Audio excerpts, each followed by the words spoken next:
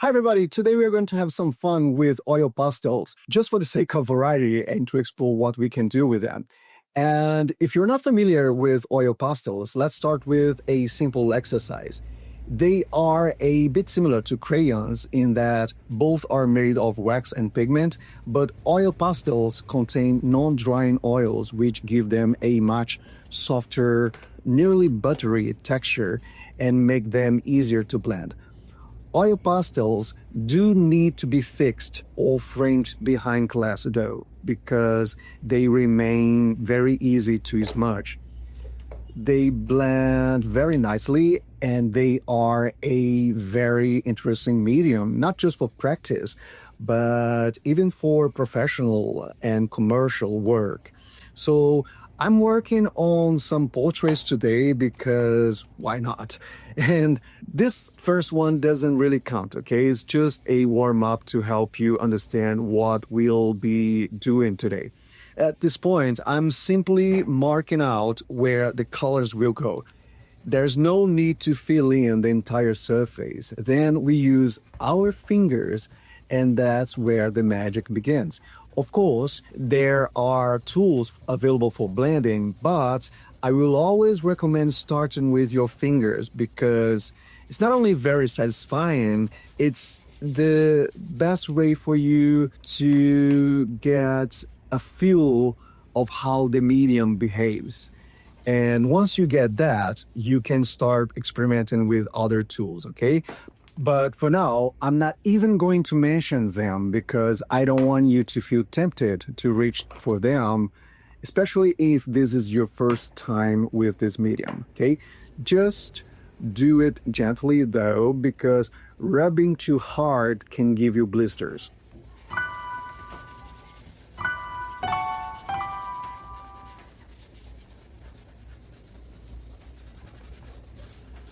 And remember to wash your hands occasionally because if your fingers are stained with one color, it can easily contaminate others. So how do you paint with oil pastels?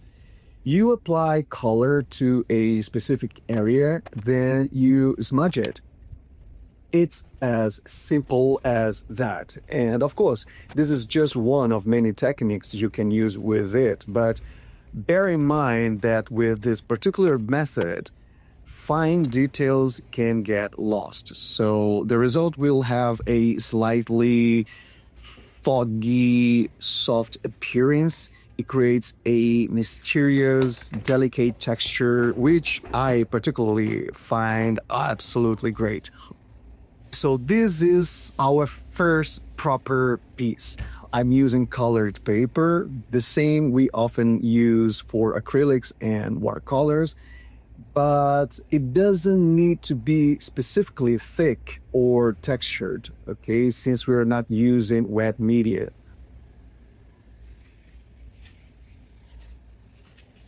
I am drawing from imagination here, but you can absolutely use a reference model if it helps.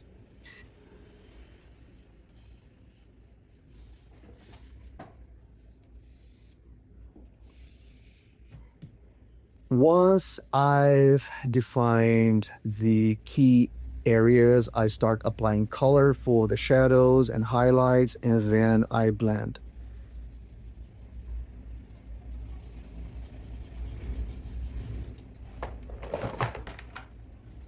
Look just how nicely the colors merge. It's honestly such a pleasure to work with. And I generally don't know why it took me so long to talk to you about this because it is so satisfying. After your first layer of colors down, you can begin refining your shadows and your highlights, if that's what you're looking for. Here, for instance, I'm adding a bit of light cream to create highlights and then enhancing other small details. But the whole process is very simple. If you have never painted with oils, this can be a great introduction because the blending properties of oil pastels are somewhat similar to those of oil paints. As I've mentioned before, I have a mild allergic reaction to the chemicals in oil paints, and I would need a much larger workstation with much more ventilation or something. And meanwhile, I'm still trying to figure out a safe way to use them in my small studio space, okay? That said, oils are probably the best medium for portraiture because they blend perfectly, the colors are the richest, and because they take ages to dry, you have all the time in the world to make corrections, and it's just fantastic, okay? But with oil pastels, you can achieve a somewhat similar effect without the complications of oil paint. It's not exactly the same, but it's very close. And it works great for what we are doing here. I'm leaving the rest of the composition fairly loose, just a suggestion of form.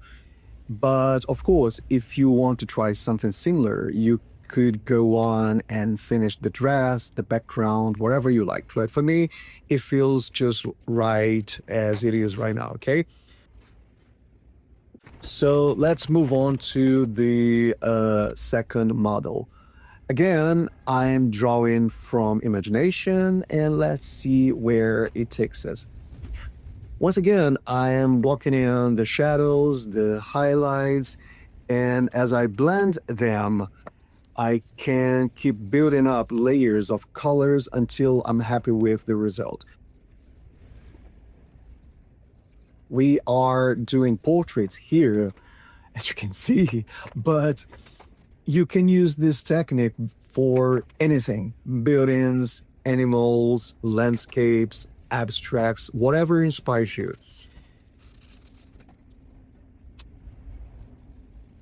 These faces are roughly life size, but if you want finer details using the same finger blending method, you will need a larger surface to work on, okay?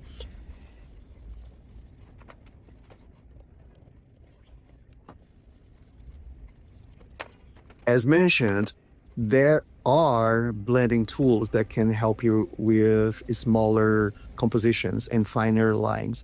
But again, I really recommend starting with just your fingers. It's the best way to understand how the medium behaves. And even though there are several other techniques that you can explore, this is the one to begin with, okay?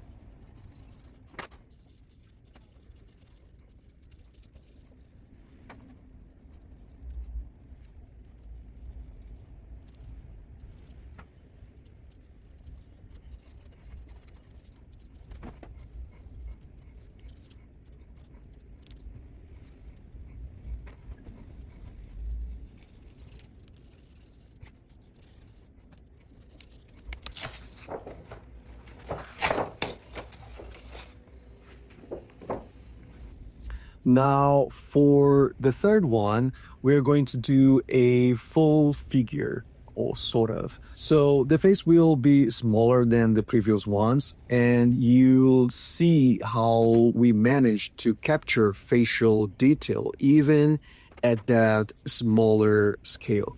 So I'm drawing a woman holding a cat. Heaven only knows why, but it's the same principle, okay?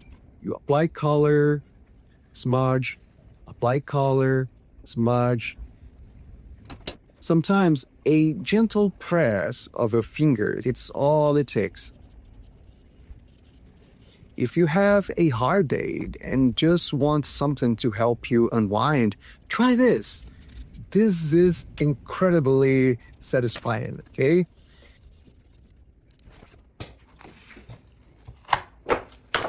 Another face from a different angle, and I'll keep the video sped up because we are just repeating the process, okay? And we are doing this to build comfort and confidence, learning how the medium behaves, how it blends, and how it reacts to different background colors. Speaking of which, I personally don't like working on a white background. It often looks empty and even black's better, in my opinion. That's why I tend to prefer colored paper. And if I do use white, I usually stain the background a little just to give a sense of intentionality. That way, the viewer knows that the space is meant to be white or nearly white, and know that it wasn't just left unfinished by accident. I hope these exercises show you how easy and enjoyable this all is. Each composition took me about 8 to 12 minutes.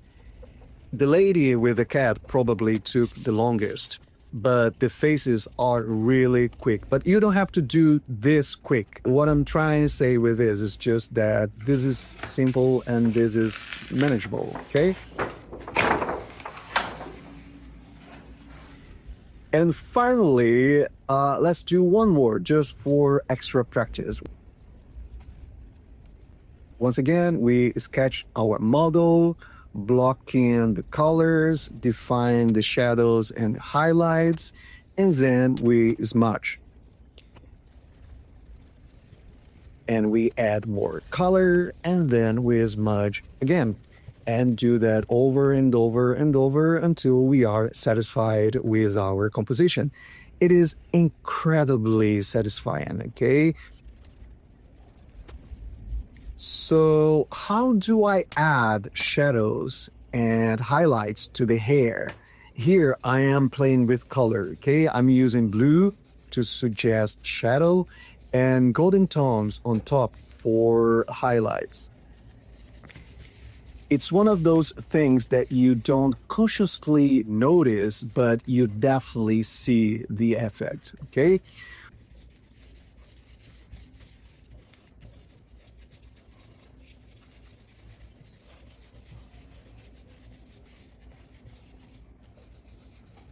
For the earrings, look how easy this is.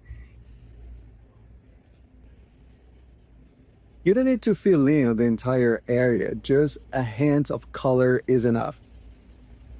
To suggest transparency, again, it only takes a small touch of color.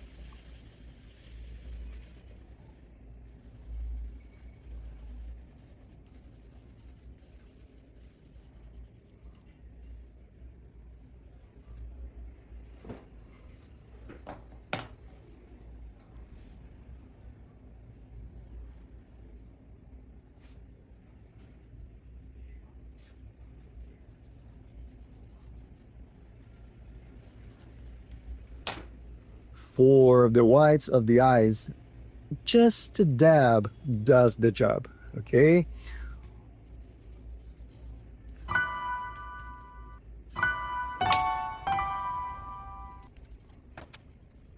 Once I'm happy with the overall composition, I go back to refine a few details, revisiting the shadows, the highlights, and before you know it, we've created a portrait. And these are the results of what we've done today. I hope you give oil pastels a try. They are very fun to work with, easy to use, and capable of making really great effects, okay?